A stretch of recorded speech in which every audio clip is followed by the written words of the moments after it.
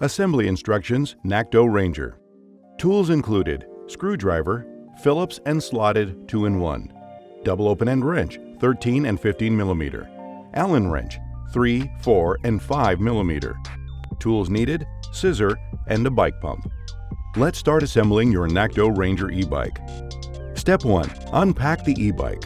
Pull the frame and all parts, seat, manual, charger, pedals, keys and fuse, nut caps and toolkit out of the cardboard box. Separate the bike from the foam padding. Cut off all the zip ties with scissors while being extra careful as not to damage the paint or cut any wires or cables. Notice, keep the spare fuse in a safe place. It is not used for assembly and will be used for the replacement if the original fuse were damaged. Ensure all the following pieces are included with your NAKTO Ranger.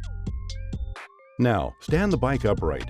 Place some foam padding under the front fork if placed on the ground, or put it on a bike assembly repair stand if you have one. We want to keep your bike looking new. Step 2. Assemble the front wheel. Loosen axle nuts on the front wheel to make room for the front fork. Lift the front of the bike and lower the fork onto the wheel axle. Notice, the brake rotor should go into the brake caliper in between the brake pads, and the axle should enter the fork dropouts fully. The front rotor orientation should be to the left of the fork. Line up the axle lock washers. These are the metal washers with a bent tab on one side, with the hole at each fork. Notice, these two special fork lock washers keep the wheel from falling off if the axle nuts ever loosen up. Tighten the axle nuts by hand. Tighten both axle nuts with the supplied double open-end wrench. Notice, before doing the final tightening of the axle nuts, make sure the wheel is square and true with the forks. Push the black plastic nut caps onto the axle nuts. Step 3. Install the handlebar. Loosen the bolt on top of the steer stem with the supplied Allen wrench. Remove the stem bolt and washer and set aside. Remove and discard the plastic spacer. Install the handlebars onto the steer stem. Pass the stem bolt through the washer mounting point and the stem mount. Tighten with the supplied Allen wrench part way.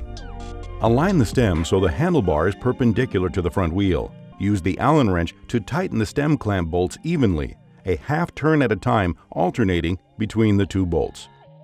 Tighten the bolt on top of the steer stem with the supplied Allen wrench.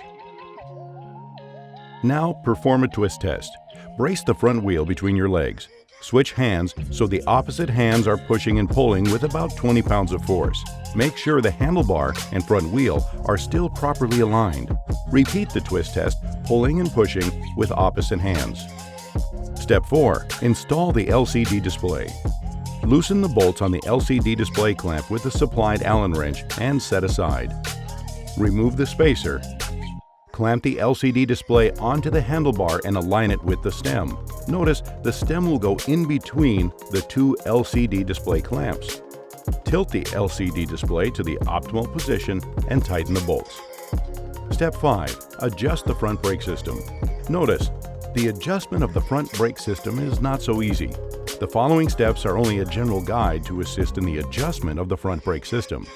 Consult a certified, reputable bike mechanic to assist with it.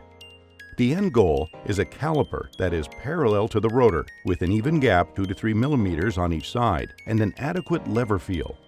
Before adjusting the front brake system, make sure the axle nuts in Step 1 have been tightened. Alignment procedure of the front brake. Notice, usually, all bikes' rear brakes were adjusted in the good condition at the factory. If not, alignment procedures are the same for the front and the rear brakes.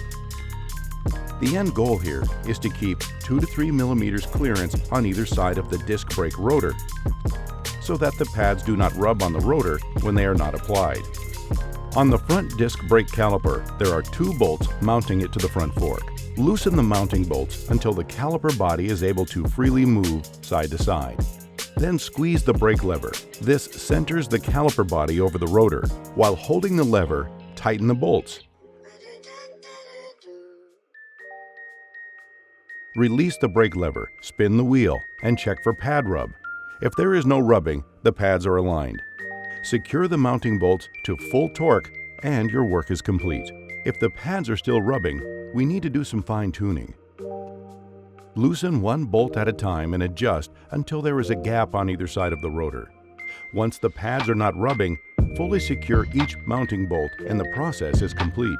To achieve proper gap, it is sometimes necessary to move pads by pad adjusters. Calipers are equipped with pad adjusters that move the brake pads in or out from the rotor. Note, turning the mounting bolt clockwise will move the pad closer to the rotor. Turning it counterclockwise will move it away from it. Adjust the mounting bolt with the supplied Allen wrench. Check and adjust the travel at the brake lever at the handlebars. Typically, the pads should feel like they are contacting the rotor at a minimum of half the lever travel. We will get it by adjusting the brake cable tension. Loosen the bolt at the end of the disc brake caliper arm with the supplied Allen wrench to adjust the brake cable tension. Once achieved the required tension mentioned above, fully secure the mounting bolt and the process is complete. Step 6. Install the headlight. Remove the fender and headlight mounting bolt from the fork arch with the supplied screwdriver and set aside. Place the fender in position. Pass the front fender mounting point under the front fork arch from the back of the front tire. Attach the headlight and fender to the fork arch. Pass the bolt through the headlight mount, the fender mounting point, and the fork arch mounting point. Tighten with the supplied screwdriver. Notice the fender bracket will go in between the arch bracket and headlight bracket. Center the headlight and adjust the angle slightly downwards to illuminate the road ahead and not to blind oncoming traffic. Use the supplied Phillips head screwdriver to loosen the headlight angle adjustment bolt. Tilt the headlight to the optimal position and then tighten in place securely. Step 7. Install the seat. Open the quick release lever by hinging it open fully. Insert the seat post into the seat tube. Adjust the seat post up or down to a comfortable height, while ensuring the seat post is inserted into the frame past the minimum insertion point. Close the quick release lever to secure the seat post and check that it cannot move. If needed, use the thumb nut to add tension to the clamp, so there is some resistance when the lever is in line with the clamp bolt. Step 8. Install the pedals. Locate the pedal with an R stamped into the end of the pedal axle, which indicates it is the right pedal. The right pedal goes on the crank on the right side of the bike. The remaining pedal with an L stamped into the end of the axle is the left pedal. The left pedal goes on the crank on the left side of the bike. The right pedal's threaded to tighten by turning clockwise. The left pedals are reverse threaded and tightens counterclockwise. Carefully thread the pedal onto the crank by hand slowly. Further tighten with the supplied double open-end wrench. Do not cross-thread or damage the threads. Step 9. Inflate the tires. Check that the tire beads and tires are evenly seated around the rims. Use a pump with a Schrader valve and a pressure gauge to inflate each tire to the recommended pressure indicated on the tire sidewall. Do not overinflate or underinflate tires. Step 10. Charge the battery. Operate the electrical system when the battery has been adequately charged and the battery is secured to the frame mount. Your NAKTO bike comes partially charged. We recommend you connect the charger input plug, the 110-220 volt plug, to the power outlet for 3 to 4 hours. The charger light will go from red to green when it is fully charged. Step 11. Ensure all hardware is tightened properly following recommended torque values.